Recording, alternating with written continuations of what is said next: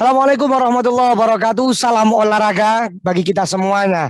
Oke pemirsa yang ada di rumah, dimanapun Anda berada, kembali lagi bersama saya Alaika Muhammad dalam program Bola Makan Bola. Kalau nggak mau dimakan bola ya makan bola saja.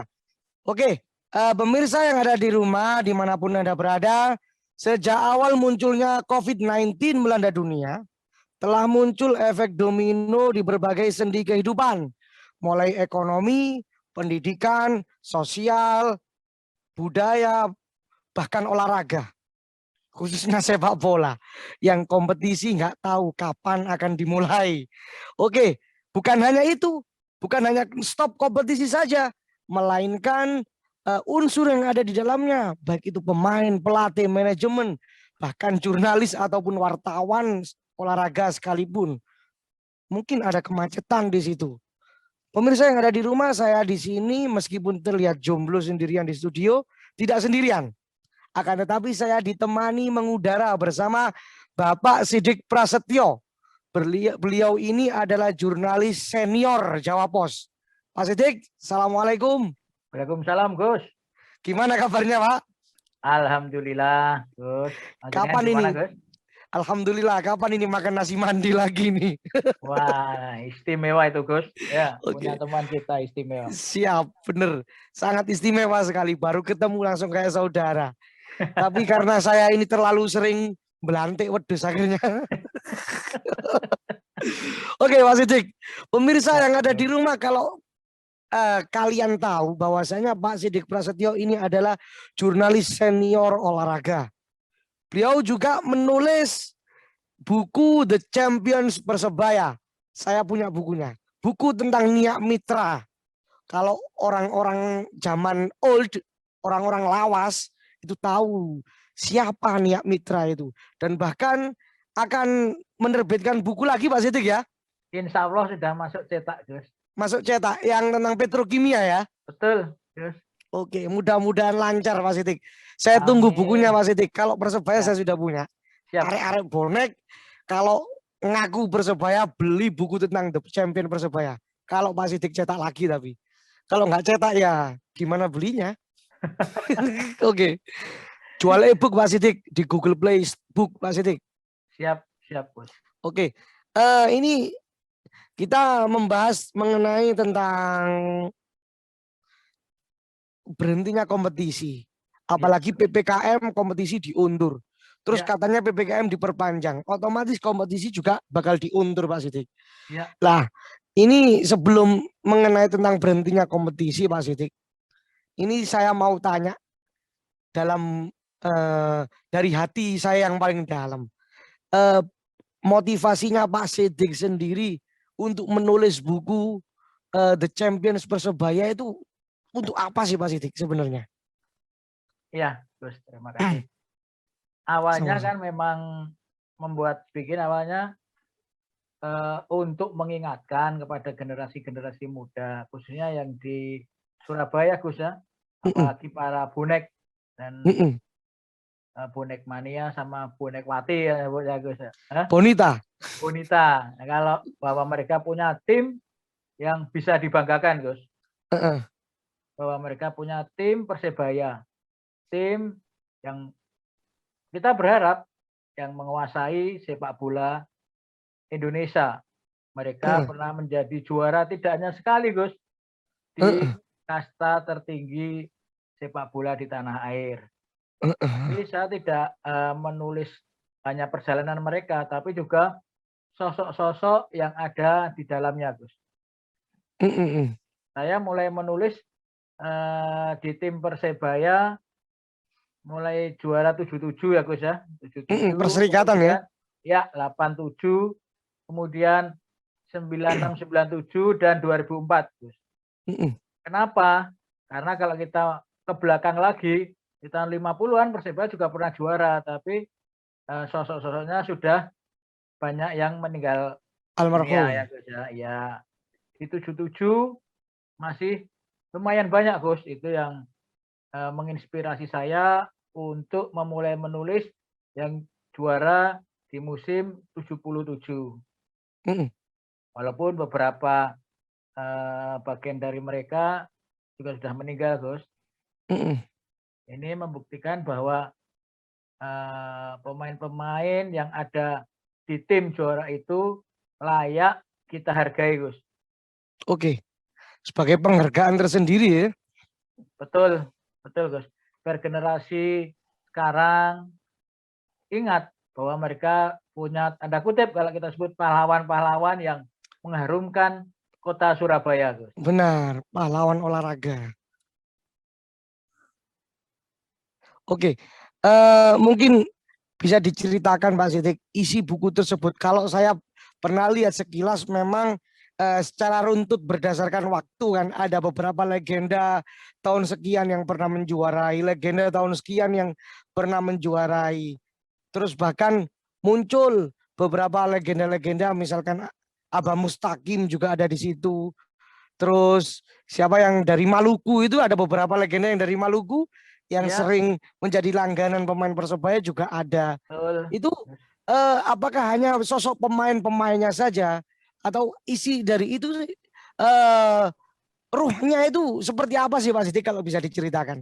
Iya, sebenarnya saya juga memberikan data-data tentang perjalanan tim itu, Gus. Ya, Mm-mm. jadi membaca atau generasi sekarang bisa mengetahui bagaimana route to the champion kalau bahasa Surabayane ya, Gus. Mm-mm. Jalan juaranya itu bagaimana dari penyisian. Kemudian bukan hanya pemain tapi juga pelatih. Saya Mm-mm. mewawancarai pelatih-pelatih yang diberi umur panjang ketika saya bertemu mereka. Walaupun setelah itu atau sekarang banyak yang sudah mendahului kita, Gus. Ya, Mm-mm. saya sempat bertemu dengan pelatih di musim 77, Gus. Oh Saya bisa iya, ketemu Pak Basri. Alhamdulillah Pak M. Basri masih ada Basri. di Surabaya. M. Basri ketemu sama Pak Hatu, Cia Hatu. Saya temui Oh. beliau waktu itu masih ada, Gus, ya.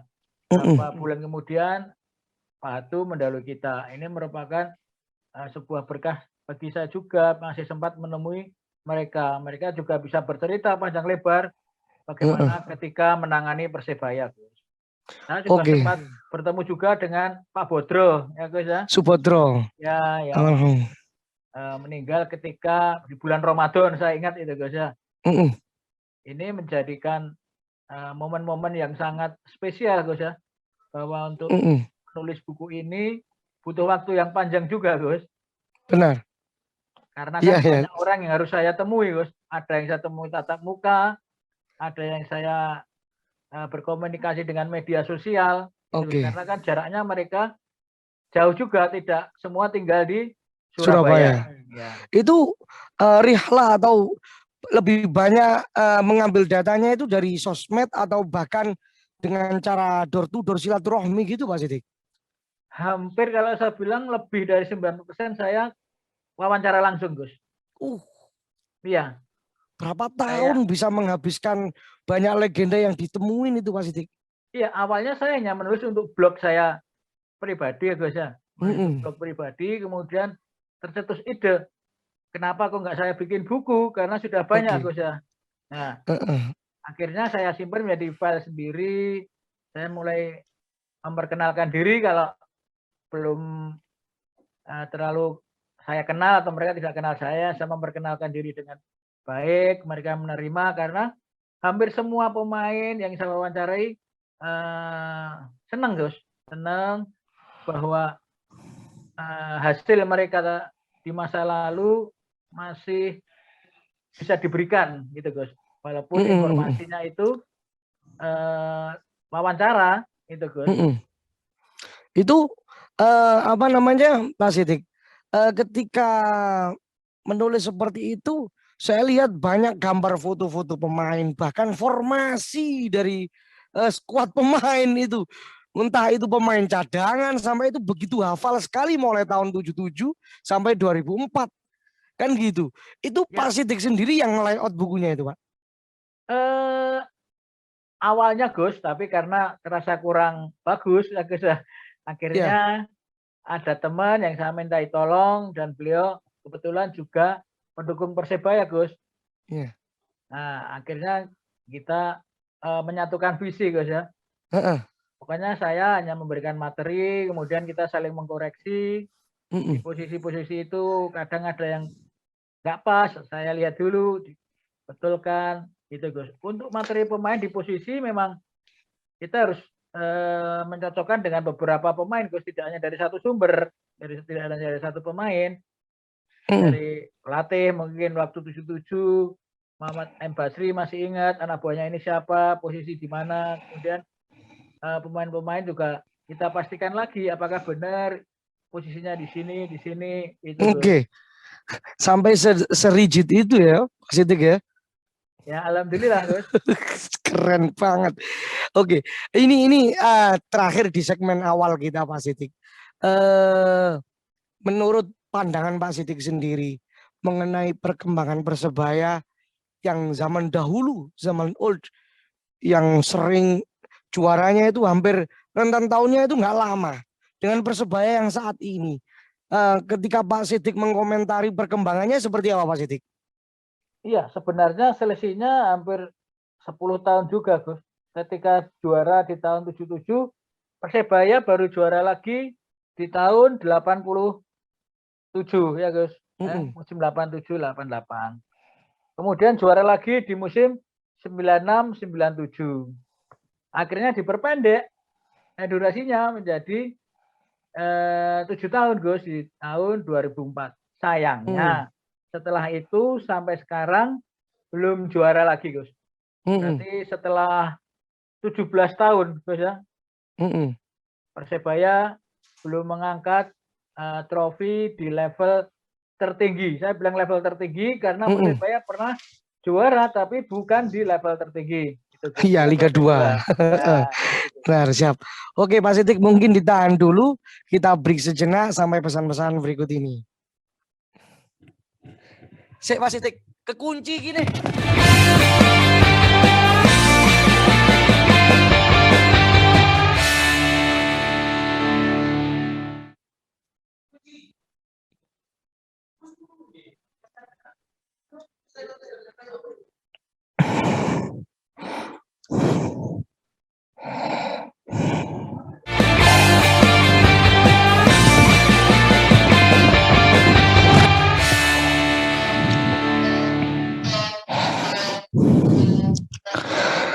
Terima kasih pemirsa masih setia bersama kami dalam program Bola Makan Bola tetap di channel AMTV. Masih bersama jurnalis kawakan kita Pak Sidik Prasetyo. Pak Sidik masih semangat ya? Semangat terus Saya Mas. dari tadi pagi Pak Sidik setelah podcast terus siaran haji NU Mendunia sekarang Bola Makan Bola malam hari ini. Alhamdulillah. Tapi Luar kalau biasa urusan ya. bola insya Allah semangat. Karena saya juga sering nonton bal-balan dengan Persebaya. Tapi kalau gandol-gandol nggak pernah Pak Sidik, takut jatuh. Oke, siap. Pak Sidik, ini ngomong-ngomong tentang Persebaya ya Mas Sidik ya. Ya. Yang kemarin jenengan ceritakan dengan rentetan waktu yang begitu lama untuk meraih prestasi tertinggi di kasta tertinggi Liga Indonesia. Apakah ada perbedaan juga dari manajemen antara Persebaya yang dulu atau terus Persebaya di zaman reformasi dan Persebaya yang hari ini? Apakah ada perbedaan Pak Sidik? Bagi saya sebenarnya semuanya sama. Oke.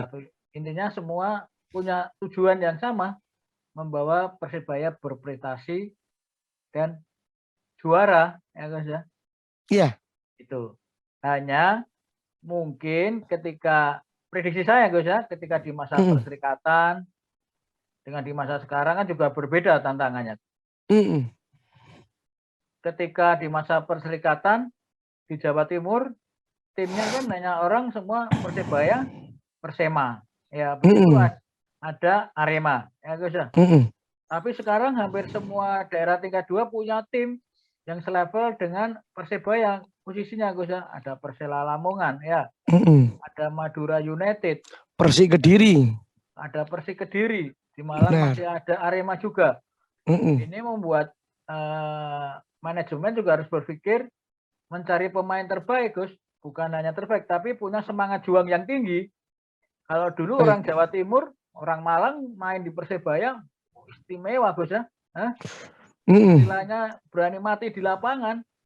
Tapi Iya benar. sekarang pemain-pemain juga tidak hanya mengandalkan fanatisme Gus. Mereka istilahnya tanda kutip berpikirnya profesional. Kalau kasarnya orang mikirnya duit ya Gus ya. Mm-mm. Itu manajemen kan tentu juga harus berpikir banyak Gus. Dulu ketika berprestasi kamu tak kasih kerjaan di pemerintah daerah ya Gus ya. Benar, Pemain benar. seneng ya Gus ya. Pemain seneng. Ah, ada Ada beberapa kan yang jadi kolaborasi ya. PNS juga. Iya benar. Betul. Sekarang mau ngangkat menjadi pegawai negeri juga harus melalui tahapan-tahapan dan jalan yang panjang juga Gus ya. Tidak asal Mm-mm. angkat ya. Nah, Benar. dengan kondisi seperti itu pemain tentu juga harus memanfaatkan waktunya atau masa mudanya dengan baik Gus, cari tim yang bayarannya besar ya Gus ya. Ini Benar. membuat manajemen harus berpikir banyak bagaimana untuk berprestasi harus mempunyai atau mendapatkan uang yang banyak karena dengan uang yang banyak berpikirnya pasti akan mendapatkan pemain bagus ya Gus ya. Iya benar. Gitu. Oke. Kalau bahasa halusnya kan profesionalisme. Tapi kalau bahasa kita mungkin duit yang ya Gus ya. Benar, benar. Eranya memang Uang. berbeda. Eranya memang berbeda. Oke. Tantangannya juga sangat berat. Untuk skuad Persebaya pada era saat ini, kalau menurut Pak Siddiq sendiri, apakah ada penurunan kualitas atau bahkan memang inilah ciri khas permainan arek-arek Surabaya yang lebih mengunggulkan produk lokal atau seperti apa Pak Siddiq? Iya, saya tegaskan lagi bahwa produk lokal di Surabaya sudah banyak berkurang Gus ya. Dulu dari kompetisi internal sudah memberikan banyak pemain ke tim Persebaya Gus ya. Bahkan hampir semuanya 100% di musim 77, di 87, 88, hampir semua produk internal Gus ya, 96, 97. Kemudian 2004 sudah mulai memakai pemain-pemain dari luar walaupun mereka pemain lokal Gus ya. Nah, sayangnya ketika terjadi dualisme dulu Gus, kompetisi kena imbasnya Gus. Oke, pasca dualisme itu ya. Betul, kompetisi sempat berhenti, kemudian itu eranya transisinya Mas Adi Firmansyah, Mas Taufik juga itu. Iya, kemudian beberapa tim yang dikenal sebagai penyumbang pemain-pemain hebat bagi Persebaya, mereka tidak dimasukkan lagi di dalam kompetisi, Gus. Oke. Ya, kita sebenarnya berharap bahwa lupakanlah masa lalu, maksudnya waktu perpecahan. Tapi kita juga mengingat bahwa dari kompetisi yang bersatunya klub-klub yang pembinaannya bagus dulu, Persebaya pernah melahirkan pemain-pemain yang berlaga di semua klub dari Aceh sampai Papua. Walaupun bukan hampir semua, tapi mayoritas dari Aceh sampai Papua tim itu ada pemain produk internal Persebaya. Benar. Oke, tadi Pak Siddiq menyebutkan tentang sejarah konflik Persebaya yang pernah terjadi. Bahkan saya juga pernah merasakan kemirisan Persebaya ketika itu, bahkan sampai dualisme. Ya. Itu kalau dari kacamata jurnalis Pak Siddiq, itu sebenarnya bagaimana sih cerita kronologinya lah Pak Siddiq ya? Bagaimana Pak Siddiq? Ya, sebenarnya bermula dari pertentangan antara beberapa personel Gus ya, yang akhirnya merembet ke klub, pergantian ketua umum karena akan ada masuknya sponsor besar ya. Nah, akhirnya klub-klub berbeda suara. Ternyata apa yang terjadi di Surabaya ini merembet sampai ke tingkat nasional, adanya dualisme. Nah, ketika di tingkat nasional sudah mereda, sudah bersatu, sayangnya di Surabaya masih belum bisa Gus ya. Butuh kebesaran jiwa untuk melupakan pertentangan itu Gus. Perlu berpikir yang lebih jernih untuk membuat 30 klub. Dulu kan ada 30 klub ya Gus ya. 30 klub. Bersatu kembali dengan satu tujuan. membuat Persebaya kembali menjadi juara, Gus ya. Karena Benar. dengan kompetisi yang sangat bagus, yang berjalan terus-menerus, banyak produk-produk dari kompetisi Persebaya yang juga menjadi pemain nasional, Gus. Bukan hanya buat Surabaya, tapi buat Indonesia. Oke, baik. Mengenai tentang legenda Persebaya sendiri, Pak Sidik, mungkin beberapa legenda disebutkan di dalam buku jenengan.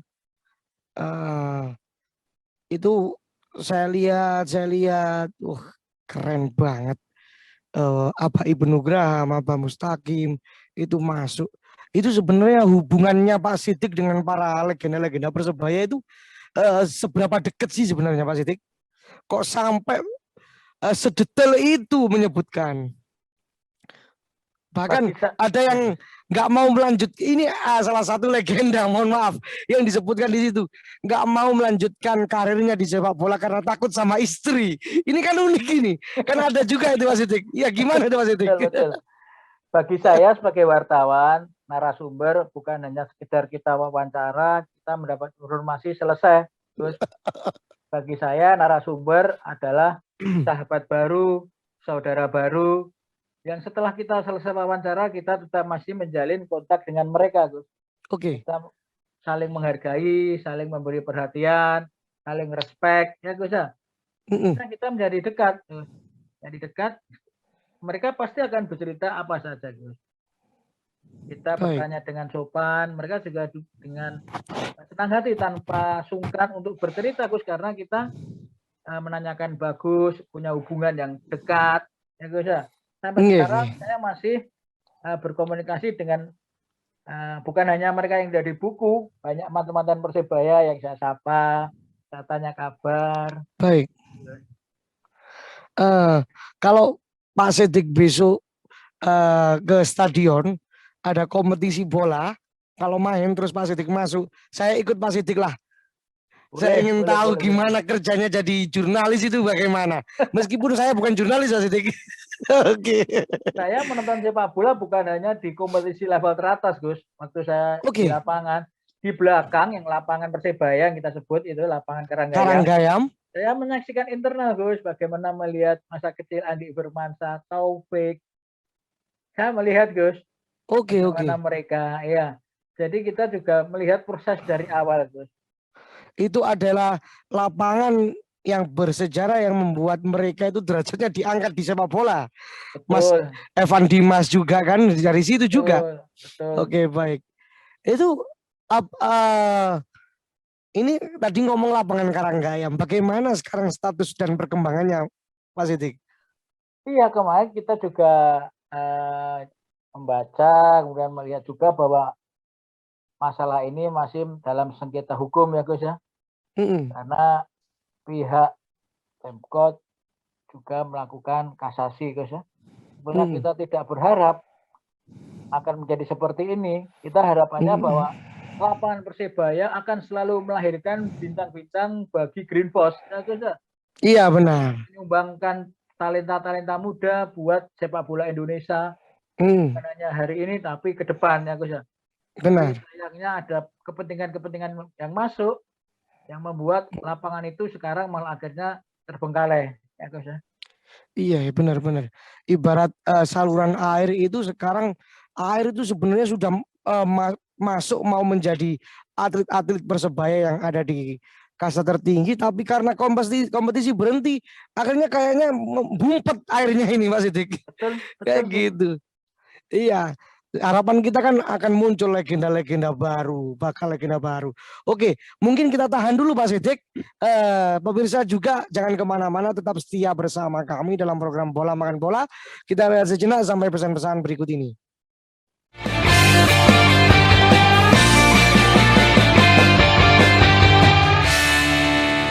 Masuk passwordnya apa masuk?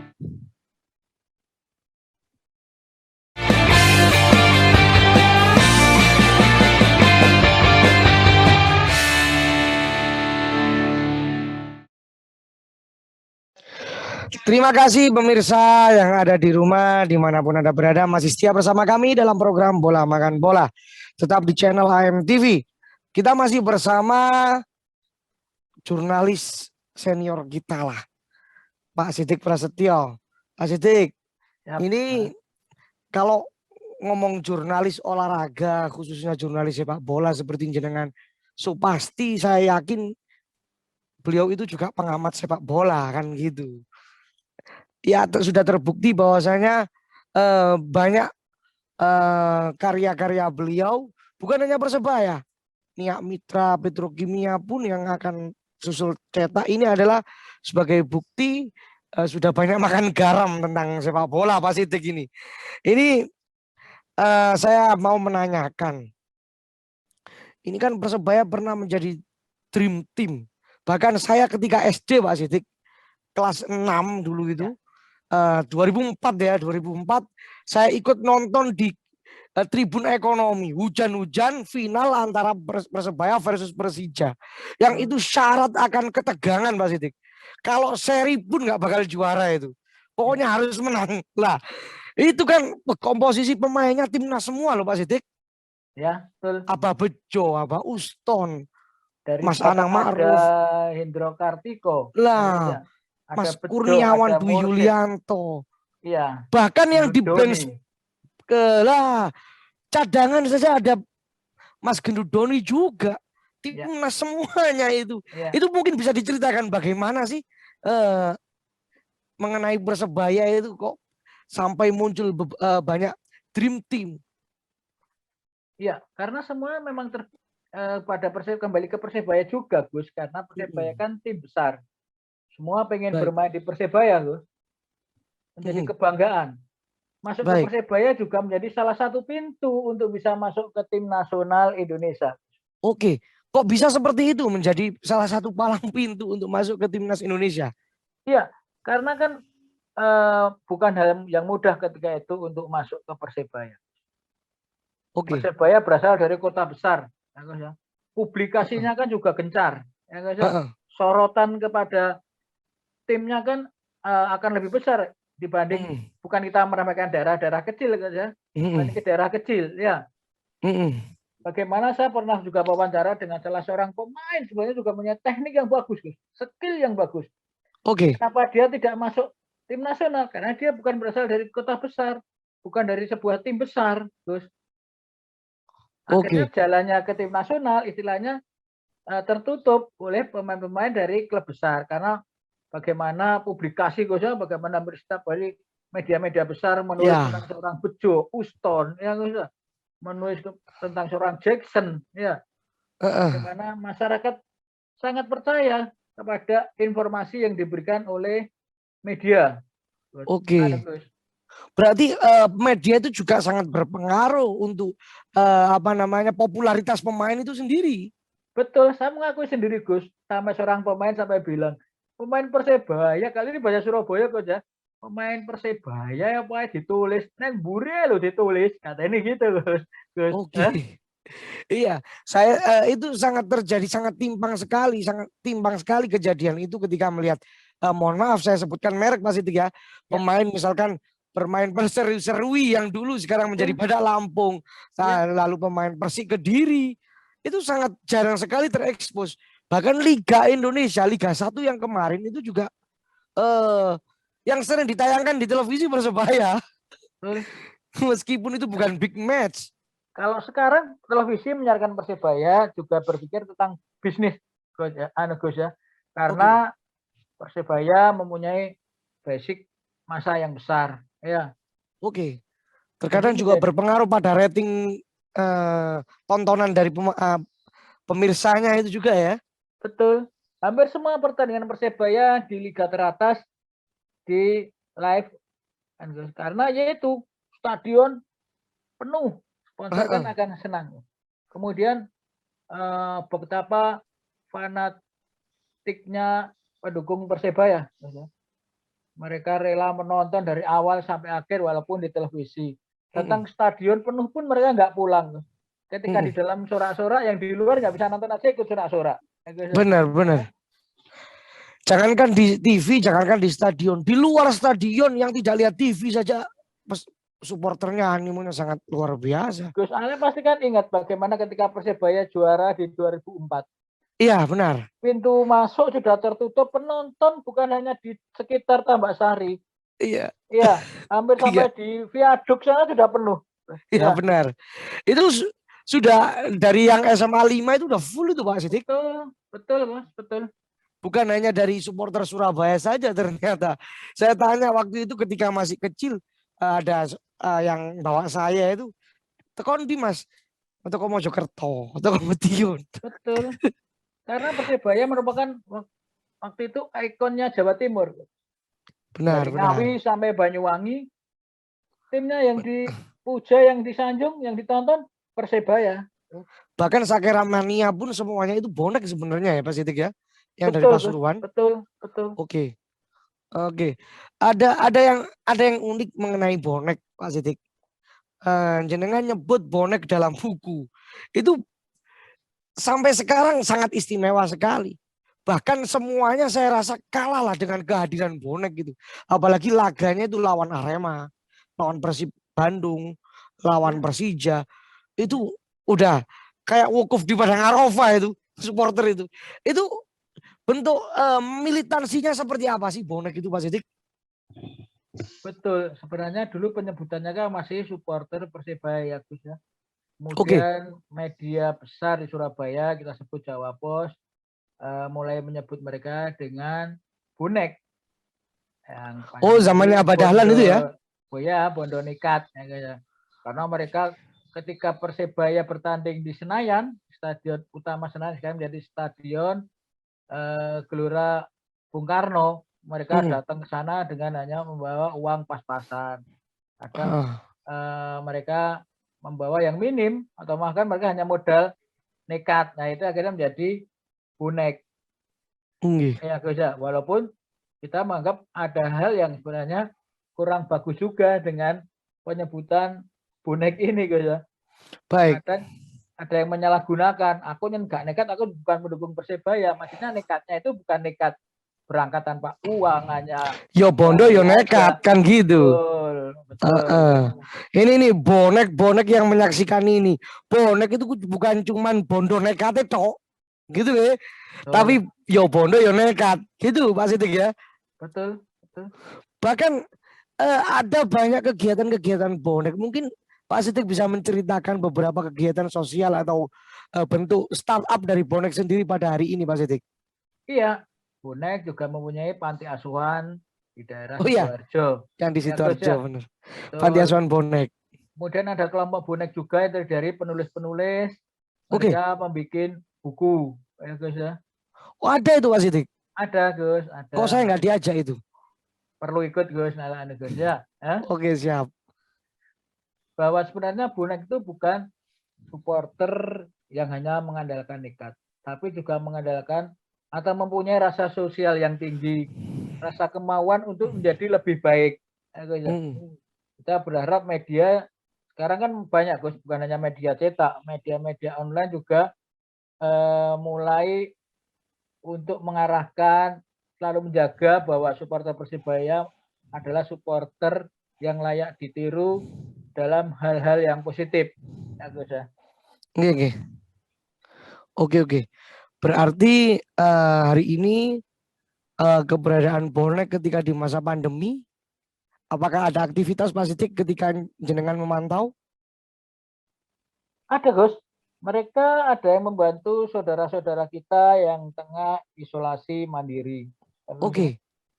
Sebelum isolasi kegiatan mandiri, sosial. Banyak. Ada juga yang melakukan Jumat berkah. Di masjid-masjid? Ya, mereka ketika puasa juga membagi takjil. Banyak kegiatan yang mereka lakukan, tidak hanya menonton di stadion. Pak Sidik, ini sangat menarik. Apakah ini buatan media atau media itu mengekspos dari sosial media mengenai sebutan bonek yang baru yaitu maling gorengan. Itu karena sejarahnya seperti apa sih Pak Sidik? Kok sampai sebegitu negatifnya. Saya sendiri sampai sekarang bertanya-tanya tentang itu. Sebenarnya itu kan oknum saja, Gus ya. Yang kemudian istilahnya ditumpangi untuk dipopulerkan. Gus ya. Oke, Iya, oknum banyak yang bonek. menumpangi. Iya betul, banyak bonek-bonek yang lebih bagus. Bukan hanya untuk istilahnya bisa beli gorengan, beli mobil mewah, banyak bonek yang atau pendukung Persebaya yang bisa. Ya Gus ya. Sampai menjadi entrepreneur. Polisi itu bonek. Bonek Tribun VIP Mas Arif Armoko itu. Oke, siap. Oke, benar-benar. Berarti memang itu hanya sebagai kepentingan belaga. Benar istilahnya, jangan karena nilai setitik rusak susu Susu sebelanga. Ya, sebelangan. hanya Iya. karena ulah oknum tertentu, kegiatan-kegiatan teman-teman kita bonek yang positif, kemudian dianggap tidak berguna. Oke, Gitu, Gus. baik. Siap Pak Sidik. Mungkin kita break sejenak. Pemirsa yang ada di rumah, jangan kemana-mana. Makan gorengan juga boleh, pokoknya jangan maling ya. Bonek insya Allah bukan maling. Oke, jangan Betul, betul. kemana-mana. Kita tunggu pesan-pesan berikut ini.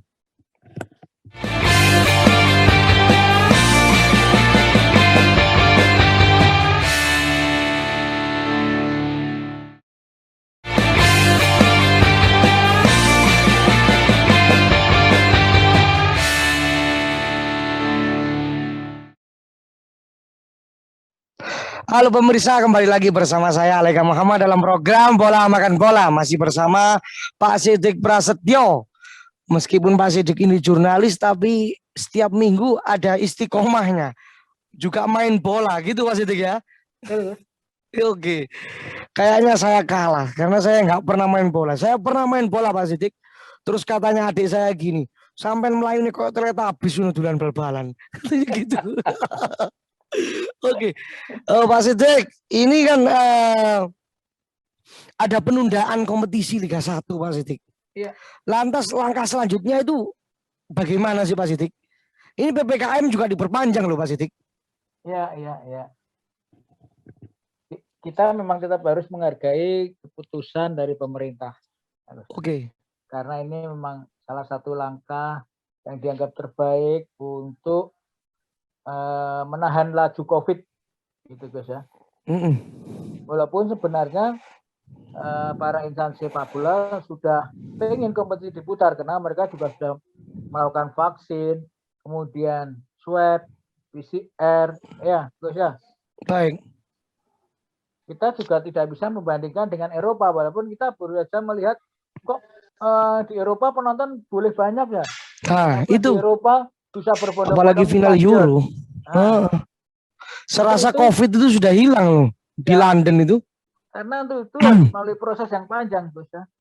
Kesadaran mereka untuk mematuhi prokes sebelumnya, vaksin, kemudian bagaimana tingkat pandemi COVID di negara-negara itu.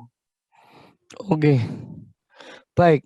Lantas ketika tidak ada kompetisi, Pak Sidik, ketika nggak ada kompetisi, apakah bisa menjadi jaminan bahwasanya industri sepak bola ini akan pulih? Kita kembali lagi bahwa kita harus melihat pandemi COVID ini dulu, Bos. Ya, semua sebenarnya kembali kepada kita sendiri, bagaimana kita patuh dengan protokol kesehatan. Ya. Bagaimana kita juga harus melakukan salah satunya syarat untuk vaksin. Sebenarnya vaksin kan jauh-jauh hari sudah diingatkan gitu. Tapi masyarakat kita istilahnya cuek aja. Ketika tingkat kematian tinggi, masyarakat baru sadar ketika ada vaksin massal seperti di Gelora 10 November atau Stadion Tambak Sari seperti ada pertandingan sepak bola. Ya. Kerinduan itu. Kayak muter gini yang peserta vaksinnya. Betul, ada Tribun Barat, Green North, ada Tribun Kidul. Sebenarnya kalau kita jauh-jauh hari mematuhi protokol kesehatan, patuh pada anjuran pemerintah, kita sudah bisa menyaksikan kompetisi, Gus. Benar. Ya. Benar.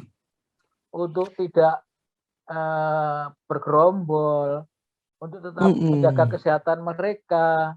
Tapi untuk memakai masker saja harus pakai obraan, pakai razia. Ya, Gus ya. Suruh PPKM aja malam-malam kadang ada warkop yang masih buka. diobrak lagi. Kita juga bingung kadang. Ini di satu sisi urusan ekonomi. Ketika ditutup, masyarakat masih mempertanyakan jawaban jaminan, Pak Sidik. Lah, Iya, ini sebenarnya bagaimana sih? Saya juga bingung juga. Akhirnya podo dene koyo modelnya. karena ada dua kepentingan yang berbenturan kalau saya melihat. Dan imbasnya kepada Oke. kompetisi sepak bola, orang-orang yang hidup dari sepak bola pasti ingin kompetisi segera diputar. Tapi Benar. mereka atau orang-orang sepak bola seharusnya juga harus sadar bahwa kondisi seperti ini semua harus mematuhi protokol kesehatan.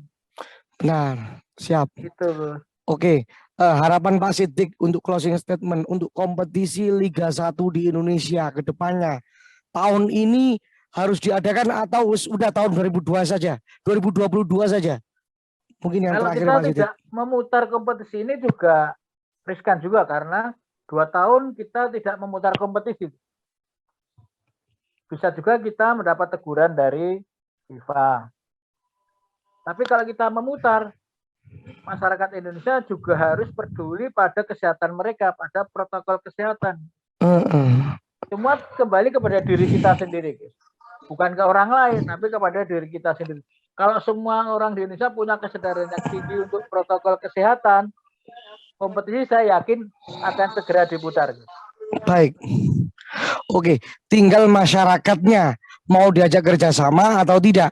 Betul. Ini terakhir Pak Sidik, saya baru ingat ada informasi pemerintah Jepang untuk mengambil tenaga masyarakatnya yang ada di luar negeri untuk melakukan isolasi dahulu di Jepang agar terhindar dari bertambahnya kasus COVID gitu. Berarti kan ini kan salah satu pemain Persebaya kan ada dari Jepang juga. Apakah juga akan berpengaruh juga bagi Persebaya?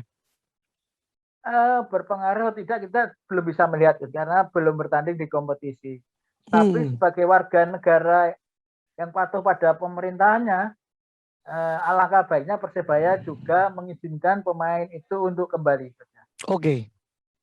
Karena masih ada waktu ketika kompetisi mau diputar, keadaan COVID di Indonesia sudah mulai melandai, bahkan turun atau hilang, pasti pemerintah Jepang akan memberikan izin datang kembali ke Surabaya. Oke, siap. Mungkin itu saja Pak Sidik. Terima kasih banyak. Ya, Gus. Mohon maaf telah mengambil atau menyita waktunya Pak Sidik. Oke, pemirsa yang ada di rumah, dengan berakhirnya dialog kami dengan Pak Sidik, maka berakhir pula program Bola Makan Bola. Saya Alaika Muhammad beserta kru yang bertugas mohon undur diri. Wallahul muwaffiq ila aqwamit thoriq. Assalamualaikum warahmatullahi wabarakatuh. Salam.